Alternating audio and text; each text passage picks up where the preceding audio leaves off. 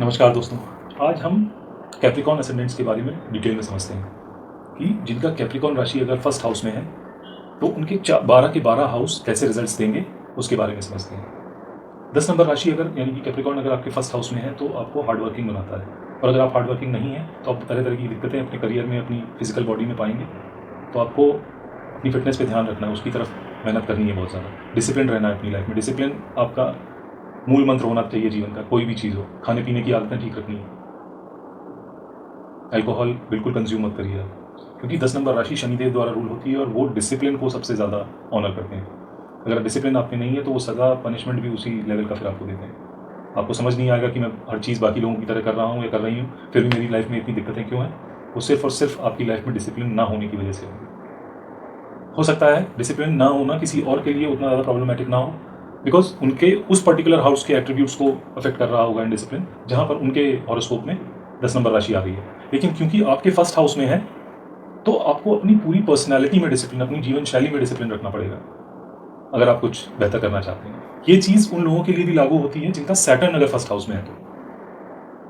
और आपको किसी दूसरे के तरफ अनजस्ट होने से पहले 1000 बार सोचना चाहिए, क्योंकि अगर आप इनजस्टिस करेंगे किसी के भी साथ तो सैटर्न जो मालिक हैं आपके लग्न के, वो बहुत बुरी तरीके से परेशान करते हैं अगर आप इनजस्टिस का साथ देते हैं। आपको अपने बिहेवियर में, अपने डे टू डे लाइफस्टाइल में बहुत जस्ट रहना है हर किसी के साथ। अब वो चाहे आपका बॉस हो, आपका काम हो, आपकी खुद की जीवन शैली हो, आपके घर के हेल्प हो, कोई भी हो, उनके साथ आपको बहुत अच्छे से व्यवहार करना है।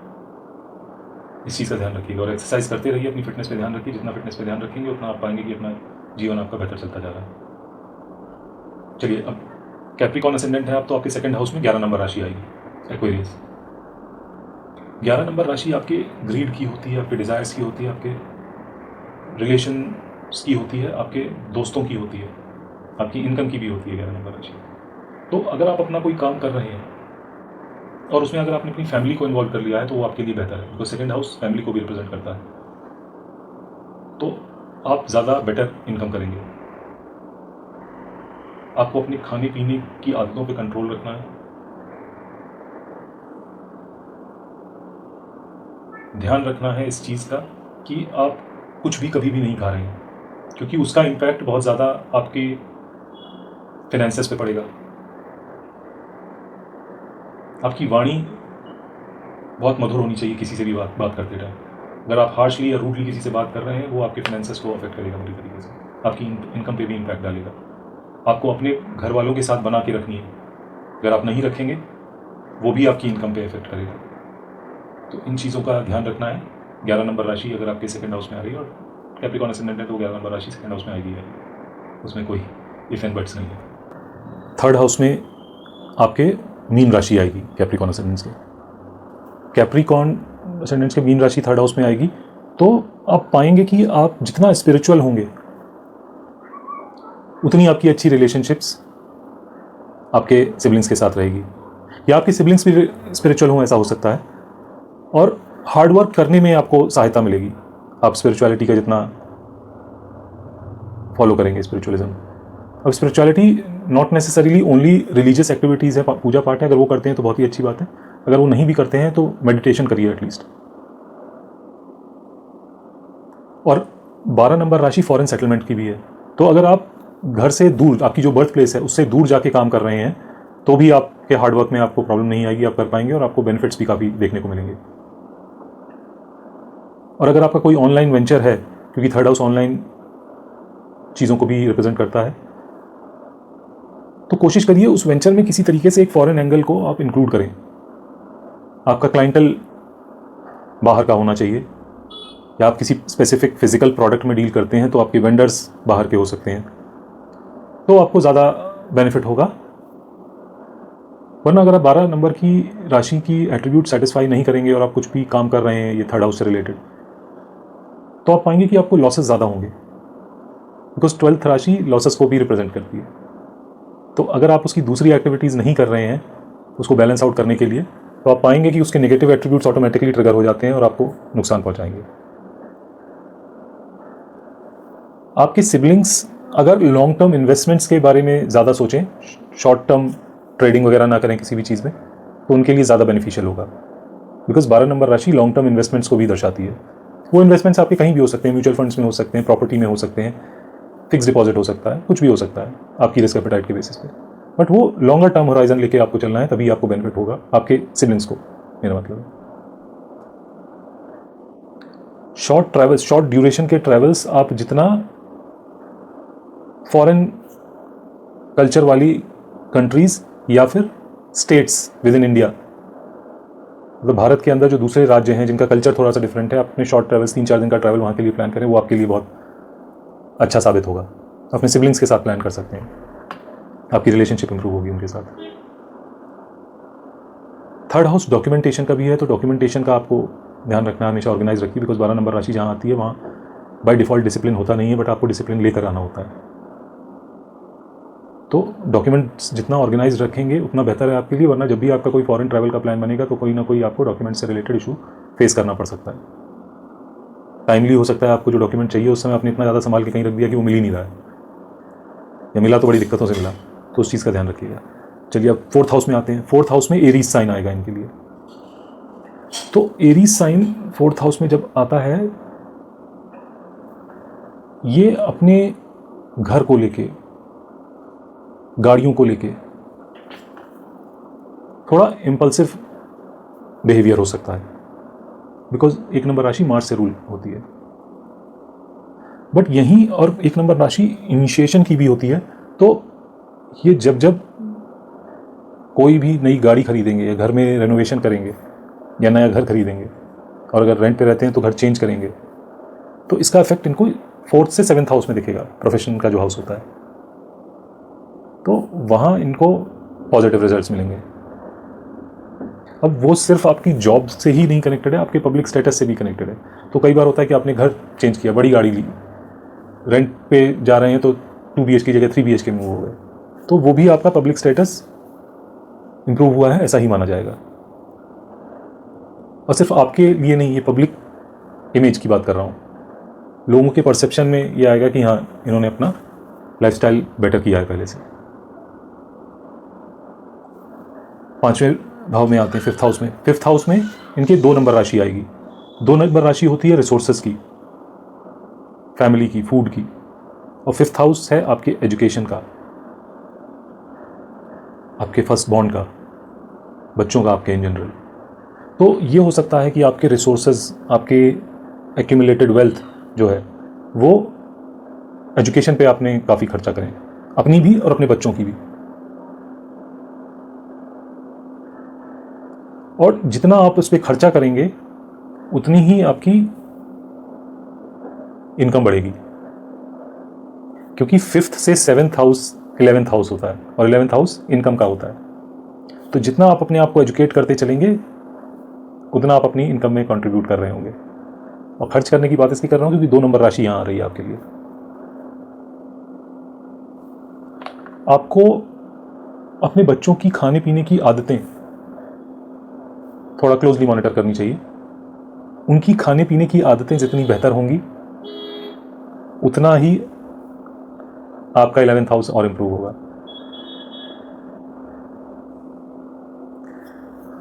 तो ये था 5th हाउस के बारे में। अब आते हैं 6th हाउस में। 6th हाउस में 3 नंबर राशि आ रही है। 6th हाउस होता है आपका जॉब का, डेट का, एनिमीज का, सेवा का, कॉन्फ्लिक्ट्स का भी यही हाउस होता है। और यहाँ 3 नंबर राशि आ रही है जो कि कम्युनिकेशन की राशि है, रूल्ड बाय मरकरी, डुअलिटी को रिप्रेजेंट करती है। तो ये ऐसा पॉसिबल है कि इनके मल्टीपल सोर्सेज ऑफ इनकम हो, या ऐसे लोगों की हाई पॉसिबिलिटी होती है कि ये मून लाइटिंग करते हो, यहाँ तो काम कर ही रहे हैं, किसी और से भी कुछ असाइनमेंट ले लिया, उस पर भी काम कर रहे हैं, बिकॉज 3 नंबर राशि का जो डुअल नेचर होता है उस वजह से। इनके काम में इनकी कम्युनिकेट करने का तरीका बहुत इंपॉर्टेंट रोल प्ले करेगा, उस पर इनको बहुत ध्यान देना चाहिए। कम्युनिकेशन बहुत इंपॉर्टेंट है, डॉक्यूमेंटेशन बहुत इंपॉर्टेंट होगा इनके काम के लिए। काम की वजह से, जॉब की वजह से इनको हो सकता है शॉर्ट ट्रैवल्स करते रहने पड़ते हों। और अगर इनको कोई भी दिक्कत आ रही है अपने वर्क प्लेस से रिलेटेड, तो इनको एक सेवा भाव रखना चाहिए when it comes to their siblings, उनका ध्यान रखना चाहिए, क्योंकि छठा हाउस सेवा भाव को दिखाता है। 3 नंबर राशि आपके सिबलिंग्स को भी रिप्रेजेंट करती है। तो आप अपने सिबलिंग्स का ध्यान जितना रखेंगे, उनके साथ रिलेशनशिप अच्छा रखेंगे, आपकी जॉब में भी आपको फ्रूटफुल रिजल्ट्स मिलेंगे। चलिए अब 7th हाउस में आते हैं। 7th हाउस में आती है 4 नंबर राशि। 4 नंबर राशि जहाँ पर आती है, उस हाउस के एट्रीब्यूट्स को लेकर आप इमोशनल होते हो थोड़ा। तो आप अपने स्पाउस को लेकर इमोशनल हो सकते हो, अपने बिजनेस को लेकर इमोशनल हो सकते हो। और 4 नंबर राशि जहाँ आती है, वहाँ पर आप बहुत प्रोटेक्टिव भी होते हो, और अगर वहाँ से आपको धोखा मिलता है तो आप रिवेंजफुल भी बहुत ज़्यादा होते हो। तो अगर आपके पार्टनर ने आपको किसी भी तरीके से धोखा दिया या चीट किया, तो आप बहुत ज़्यादा रिवेंजफुल रहोगे। तो वो चाहे आपके लाइफ पार्टनर हो या बिजनेस पार्टनर हो, कोई भी हो सकते हैं। अगर आपके स्पाउस का है कैप्रिकॉर्न लग्न, तो आप कभी भूल कर भी इन जनरल नहीं सोचना चाहिए, एथिकली या मॉरली भी अच्छा नहीं है चीट करना किसी को। बट अगर आप उनके कहर से बचना चाहते हैं तो कभी चीट मत करिएगा, धोखा मत दीजिएगा, वरना वो जिस लेवल पे जाके आपको चोट पहुंचाएंगे, वो बहुत लंबा वेट कर सकते हैं अपना रिवेंज लेने के लिए। तो लेकिन जब वो रिवेंज लेंगे तो आपसे झेला नहीं जाएगा। तो इसलिए थोड़ा केयरफुल रहिए, करिए ही मत ऐसा कुछ काम कि वो ना बताए। चलिए अब आते हैं आपके 8th हाउस में। 8th हाउस में आएगी लियो राशि, यानी कि सिंह राशि। तो जब 5 नंबर राशि यहाँ पर आती है, 8वां हाउस बहुत ज़्यादा अनसर्टेनिटीज़ का है, अनअर्न्ड वेल्थ का है, सडन इवेंट्स का है। And sudden events usually negative he represent करता है 8th हाउस। तो जो 5 नंबर राशि आती है यहाँ, जो कि आपके बच्चों को, आपकी एजुकेशन को, आपके मेंटल पीस को रिप्रेजेंट करती है, आपकी हॉबीज़ को, और 8th हाउस ट्रांसफॉर्मेशन का भी है। तो आप ये देखेंगे कि ये पॉसिबिलिटी है कि आपकी हर कुछ टाइम के बाद, कुछ सालों के बाद, आपकी हॉबीज़ में ट्रांसफॉर्मेशन आ रहा है।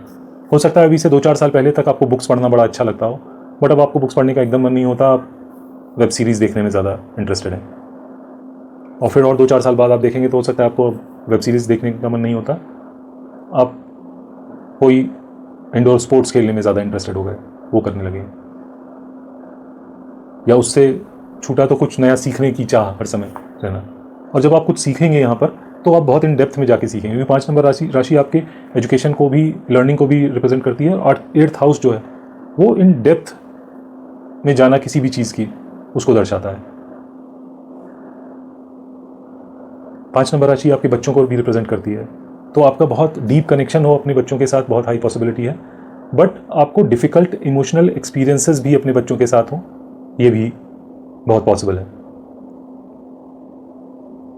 और अगर लेकिन आप किसी भी तरीके की ऑकल्ट साइंसेस में इन्वॉल्व हैं, तो आपका 8th हाउस आप बैलेंस कर रहे हैं, तो हो सकता है आपको उतने ज़्यादा नेगेटिव एस्पेक्ट्स नहीं देखने को मिले। अगर आप इंजीनियरिंग के एनवायरनमेंट में काम कर रहे हैं, से रिलेटेड कंपनी में काम कर रहे हैं, तो आपको इश्यूज़ ना हो। मैन्युफैक्चरिंग यूनिट में काम कर रहे हैं तो भी प्रॉब्लम ना हो। आप डॉक्टर हैं, सर्जन हैं, एस्ट्रोलॉजर हैं, तो भी आपका 8th हाउस बैलेंस होता है, तो भी आपको हो सकता है ये सब दिक्कतें देखने को ना मिले।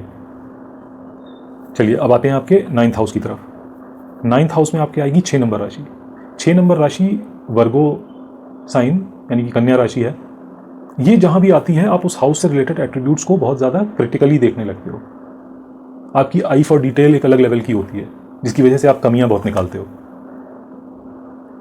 तो 9th हाउस आपके फादर को, आपके बॉस को, आपके गुरु को, आपके रिलीजन को, ट्रेडिशंस को, रिचुअल्स को रिप्रेजेंट करता है। तो बहुत हाई पॉसिबिलिटी कि आप इन सबको लेके बहुत क्रिटिकल हो, हर चीज़ पे क्वेश्चन मार्क लगाते हो। क्यूरियोसिटी होना गलत बात नहीं है, लेकिन क्यूरियोसिटी सिर्फ किसी चीज़ को, मतलब क्वेश्चन मार्क लगाना सिर्फ किसी चीज़ को रिजेक्ट करने के लिए आउटराइट, वो गलत है। तो 6 नंबर राशि यानी कि कन्या राशि जिस भी हाउस में आ रही है आपके, स्पेशली अभी 9th हाउस की बात करें तो यहाँ आ रही है, तो आपको फादर को क्रिटिसाइज़ नहीं करना है। अब क्रिटिसाइज़ करने से मतलब नहीं है कि आप उनको उनकी खामियों के लिए बोल नहीं सकते कुछ, बट ओवर क्रिटिकल नहीं होना है कि सिर्फ खामियां ही खामियां नज़र आ रही हैं आपको। उनकी जो पॉजिटिव चीज़ें हैं उनको अप्रिशिएट भी करिए आप, क्योंकि 6 नंबर राशि जिस भी हाउस में आती है, उस हाउस से रिलेटेड रिलेशनशिप को स्पॉइल कर देती है आपकी। और ये आपके ही हाथ में है कि वो रिलेशनशिप कैसे स्पॉइल ना हो। तो उसी का सोल्यूशन आपको दे रहा हूँ कि आपको बहुत ज़्यादा मीन मेक नहीं निकालना है किसी में, आपको स्पेशली अपने फादर में नहीं निकालना है। अपने टीचर्स, अपने गुरुओं को ज़्यादा क्रिटिसाइज़ नहीं करना है। वो अगर आपके गुरु हैं या टीचर हैं आज की डेट में, तो there is a reason why he और शी इज़ देयर। तो उनकी पॉजिटिव चीज़ों को अपनाइए, जो आपको गलत लगता है उनको आप इग्नोर करिए। किसी को क्रिटिसाइज करके उसको नीचा दिखा के आप कहीं नहीं पहुंचेंगे। आप अपने उस हाउस को ख़राब करते हैं जब आप इतना ज़्यादा क्रिटिसाइज करते हैं। तो कन्या राशि की ये रेमेडी है बहुत ज़्यादा कि आपको इतना ज़्यादा ओवर क्रिटिकल नहीं होना है। ट्रेडिशंस रिचुअल्स को मान लीजिए अगर आप उतना स्ट्रिक्टली नहीं फॉलो कर सकते आप मत करिए, बट कोई और कर रहा है तो उसको क्रिटिसाइज भी मत करिए, वो उनका बिलीफ सिस्टम है, लेट देम फॉलो इट। हाँ, आपको अगर लगता है कि कोई अंधविश्वास की तरफ जा रहा है, उसको गाइड कर सकते हैं, सजेस्ट कर सकते हैं, but still let them make their own call. 6 number राशि यहाँ पर आई है, तो आप लॉन्ग डिस्टेंस ट्रैवल्स को भी रिप्रेजेंट करता है क्योंकि 9th हाउस। तो आप जब भी प्लान करेंगे आप इतने सारे प्रोज एंड कॉन्स को कंसिडर करेंगे और आपका फोकस कॉन्स के ऊपर ज़्यादा होगा कि अगर आप ट्रैवल करने गए भी हैं तो हो सकता है आप उतना ज़्यादा एंजॉय ना करें उस ट्रैवल को, और आपके साथ जो गए होंगे वो और परेशान हो जाएंगे, या छुट्टी मनाने आए थे इनके साथ और दिमाग ही ख़राब कर दिया। तो आप उस श्रेणी में ना जाएं। उसके लिए इस चीज़ का ध्यान रखिए कि अगर आपके दिमाग में ऐसे आइडियाज़ आ भी रहे हैं किसी चीज़ को क्रिटिसाइज करने के, तो अपने तक ही रखिए, ज़्यादा बेहतर है आपकी रिलेशनशिप्स के लिए। नहीं तो ज़्यादा है तो लिख के उसको जला दीजिए, वो आपकी मेंटल पीस के लिए इंपॉर्टेंट है। चलिए अब 10th हाउस में आते हैं। 10th हाउस में आएगी लिब्रा राशि, 7 नंबर का साइन, यानी कि तुला राशि। तो 7 नंबर का साइन अगर आपके 10th हाउस में आ रहा है, ये बेसिकली आपको चॉइस देता है। तो आपको प्रोफेशन में बहुत मल्टीपल टाइम्स चॉइसेस मिलेगी कि ये करूँगा या वो करूँ, वो चॉइस आपको ही लेनी होगी। लेकिन आपको ये एक्सेप्ट करना चाहिए कि जो चॉइस ली है उसके साथ कैसे पॉजिटिवली आगे बढ़ना है, उस पर फोकस करना चाहिए। ये नहीं कि अरे यार वो ले लेता, चॉइस तो ज़्यादा बेटर होती, और रिग्रेट करते बैठ रहे हैं और इस पर भी फोकस नहीं कर पा रहे हैं, तो आपके प्रोफेशन में आपको बहुत दिक्कतें आएंगी। आप चॉइस लीजिए अपनी और फिर उसके साथ जिए, किसी और को ब्लेम मत करिए। और लिब्रा राशि का क्योंकि साइन तराजू है एक, तो आप बहुत नाप तोल के चीज़ें करते हैं अपने प्रोफेशन में। दुनिया भर के प्रोज एंड कॉन्स आप सोच डालेंगे। बाकी लोगों को लग सकता है कि यार इतना ज़्यादा क्या सोच रहे हो, बट आपके लिए बहुत ज़्यादा इंपॉर्टेंट है वो सोचना। बट इतना भी मत सोचिए कि कहीं गाड़ी ही स्टेशन से निकल जाए। कोई अपॉर्चुनिटी आई है आपके पास तो उसको डेफिनेटली यू शुड वेट कि क्या प्रोज एंड कॉन्स हैं, बट इतना मत उलझ जाइए उसी सब में कि डिसीजन ही नहीं ले पा रहे हैं। इतने ज़्यादा इंडिसाइसिव हो गए आपके ओवर एनालाइज करने की वजह से। ये एनालिसिस पैरालिसिस वाली सिचुएशन मत आने दीजिए। तो थोड़ा बहुत अपने आसपास वालों के साथ भी डिस्कशन करके उनसे गाइडेंस लीजिए, जो कि आपको हेल्प कर सकें डिसीजन लेने में। क्योंकि आपका प्रोज एंड कॉन्स को बैलेंस करते रहने का जो एटीट्यूड है इन योर प्रोफेशनल लाइफ, वो नेवर एंडिंग टाइप का है। तो बहुत बार आप ये हो सकता है सिचुएशन फेस कर चुके हों कि यार डिसाइड करने में इतना टाइम ले लिया कि वो अपॉर्चुनिटी निकल गई हाथ से। तो ऐसा ना हो, इसीलिए बोल रहा हूँ कि डिसीजन मेकिंग में किसी और को भी जिस पे आपको भरोसा हो कि हाँ अच्छा ही गाइड करेगा या करेगी, इंक्लूड करिए उनको और फिर डिसाइड करिए, बेहतर रिजल्ट्स मिलेंगे आपको। चलिए अब 11 नंबर के हाउस में आते हैं, वहाँ आएगी 8 नंबर की राशि। तो 8 नंबर की राशि सीक्रेसी की है। तो आपको अपनी इनकम में ग्रोथ अगर कहीं से भी दिख रही है तो वो चीज़ हो जाने के पहले एंटिसिपेशन में उसका ढिंढोरा मत पीटिए, अपने तक ही रखिए उस इन्फॉर्मेशन को, वरना आप पाएंगे कि अलग अलग तरीके के ऑब्स्टेकल्स आ रहे हैं अननेसेसरीली उसमें, जो कि एक स्मूथ ट्रांजैक्शन होना चाहिए था, उसमें भी कहाँ से कोई ऑब्स्टेकल या प्रॉब्लम आ गई आपको पता नहीं चलेगा। सडन इवेंट्स की भी राशि है 8 नंबर। तो आपको थोड़ा आसपास वालों से संभल के रहना चाहिए, बिकॉज ज़रूरी नहीं है जो अपने आप को आपका दोस्त बोल रहे हैं, क्योंकि 11 नंबर का हाउस दोस्तों को भी रिप्रेजेंट करता है, रिलेशनशिप्स को भी रिप्रेजेंट करता है, आपके रिलेटिव्स को, स्पेशली ब्लड रिलेटिव्स जो हैं। तो उनमें हर कोई जो जैसा दिखा रहा है अपने आप को वैसा ही हो ज़रूरी नहीं है। तो आपको थोड़ा सा गार्ड अपना ऊपर करके रहना चाहिए। अपने डिज़ायर्स के बारे में भी बहुत ज़्यादा लोगों को मत बताइए, पूरे हो जाएं उसके बाद बताइए कि हाँ ये मैंने सोचा था और ये हो गया काम, तो बेहतर रहेगा आपके लिए। क्योंकि सडन इवेंट्स का है और किसकी वजह से क्या इम्पैक्ट हो आपके लाइफ में पता नहीं चलेगा, आपको कंट्रोल नहीं होगा। तो थोड़ा सा कॉशन बरतना ज़्यादा बेहतर है। जहाँ भी 8 नंबर की राशि आती है उसमें कोई बुराई नहीं।